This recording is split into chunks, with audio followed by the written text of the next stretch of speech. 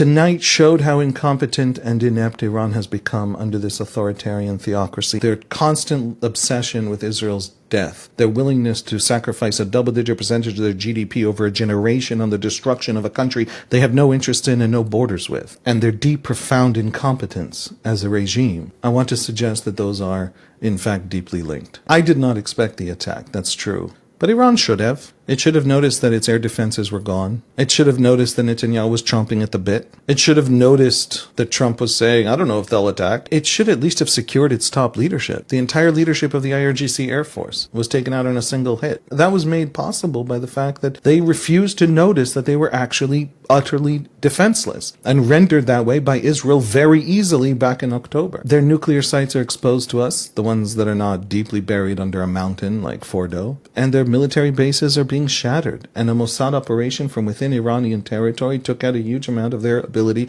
to respond with ballistic missiles. And all of that was something they could have looked at the Ukrainian attack in Russia and said to themselves, wait a second, if Ukraine can do that to Russia, what are the chances Israel can't do it to us? Ukraine should not be doing as well as it's doing against Russia. It's a quarter the size in population. Israel is a tenth the population of Iran. And it has not only held Iran at bay, in fact shattered the Iranian proxy system, it has done so, I submit, fairly easily. It has not yet used the full might of all of its firepower because it's backed against a wall, lashing out desperately. And I think that the reason is democracy. One of the things the Russian army discovered after invading Ukraine was that a great many of the tanks that it thought it had on paper didn't have fuel and didn't have spare parts. And so they were there on paper, but in fact so much of the money of the military had disappeared into corruption. When the Ukrainians said we have a tank, they actually had a tank with all of the supply chain required to have that tank. That's a democracy difference. Solidarity. I have 4 kids. I'm going to send my kids to the Israeli military when they are old enough. I'm not sending them to the state to become a soldier to defend the state because I have some